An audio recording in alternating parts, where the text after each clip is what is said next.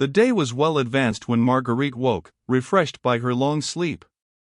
Louise had brought her some fresh milk and a dish of fruit, and she partook of this frugal breakfast with hearty appetite. Thoughts crowded thick and fast in her mind as she munched her grapes. Most of them went galloping away after the tall, erect figure of her husband, whom she had watched riding out of sight more than 5 hours ago. In answer to her eager inquiries, Louise brought back the news that the groom had come home with Sultan, having left Sir Percy in London.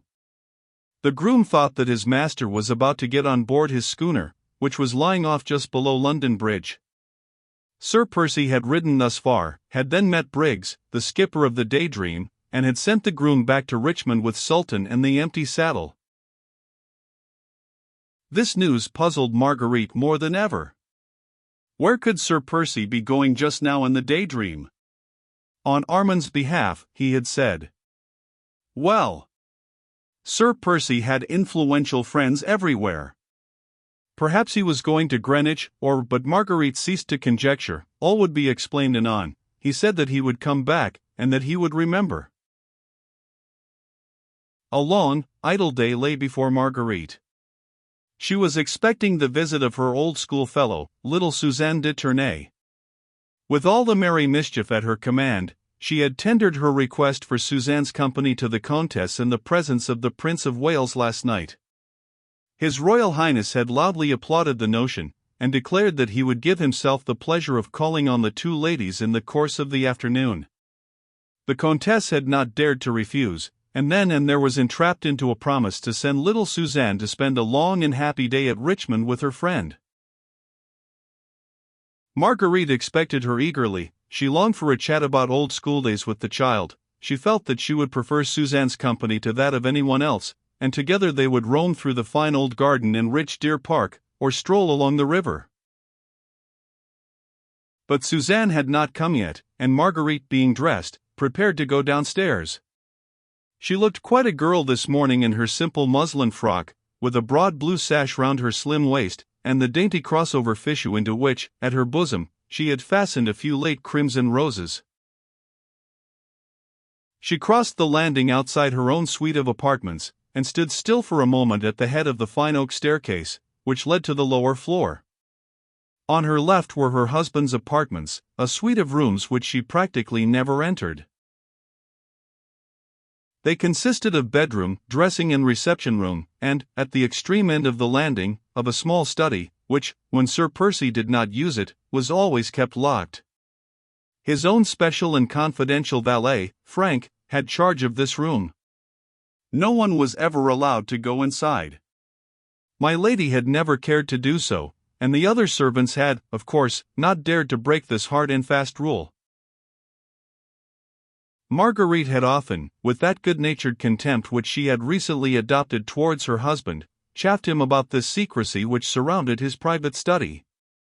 Laughingly she had always declared that he strictly excluded all prying eyes from his sanctum for fear they should detect how very little study went on within its four walls. A comfortable armchair for Sir Percy's sweet slumbers was, no doubt, its most conspicuous piece of furniture. Marguerite thought of all this on this bright October morning as she glanced along the corridor. Frank was evidently busy with his master's rooms, for most of the doors stood open, that of the study amongst the others. A sudden, burning, childish curiosity seized her to have a peep at Sir Percy's sanctum. The restriction, of course, did not apply to her, and Frank would, of course, not dare to oppose her. Still, she hoped that the valet would be busy in one of the other rooms, that she might have that one quick peep in secret and unmolested. Gently, on tiptoe, she crossed the landing and, like Bluebeard's wife, trembling half with excitement and wonder, she paused a moment on the threshold, strangely perturbed and irresolute. The door was ajar, and she could not see anything within. She pushed it open tentatively. There was no sound. Frank was evidently not there, and she walked boldly in. At once she was struck by the severe simplicity of everything around her, the dark and heavy hangings, the massive oak furniture, the one or two maps on the wall, in no way recalled to her mind the lazy man about town, the lover of racecourses, the dandified leader of fashion, that was the outward representation of Sir Percy Blakeney. There was no sign here, at any rate, of hurried departure. Everything was in its place, not a scrap of paper littered the floor, not a cupboard or drawer was left open. The curtains were drawn aside, and through the open window the fresh morning air was streaming in. Facing the window, and well into the center of the room, stood a ponderous business-like desk, which looked as if it had seen much service. On the wall to the left of the desk, reaching almost from floor to ceiling, was a large full-length portrait of a woman, magnificently framed, exquisitely painted, and signed with the name of Boucher. It was Percy's mother. Marguerite knew very little about her, except that she had died abroad, ailing in body as well as in mind, when Percy was still a lad.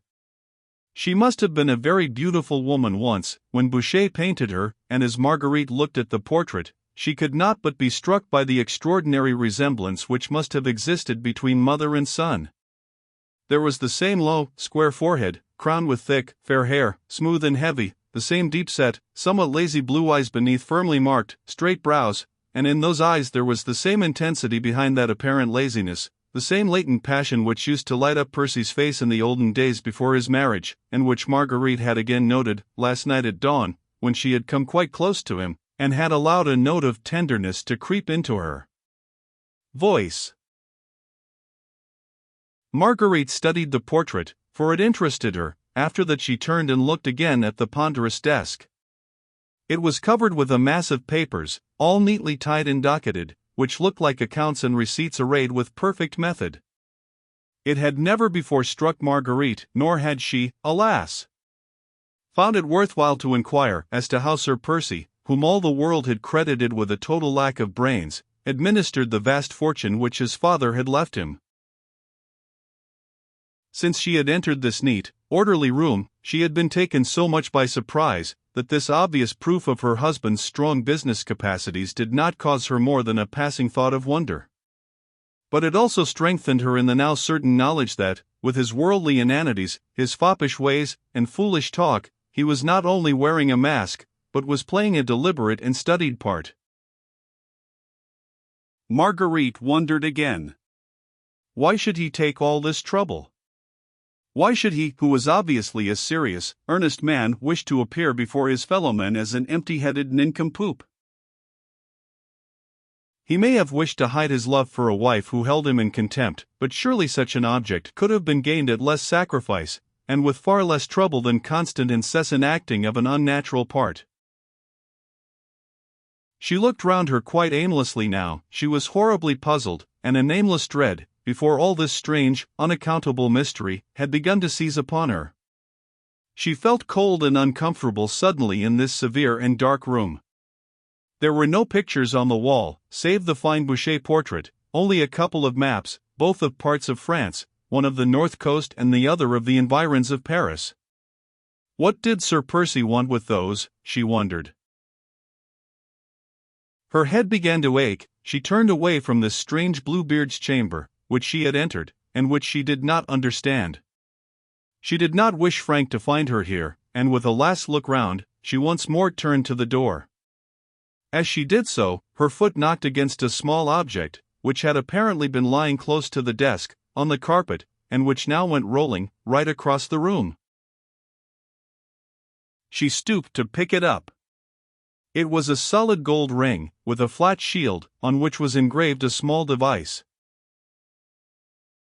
Marguerite turned it over in her fingers, and then studied the engraving on the shield.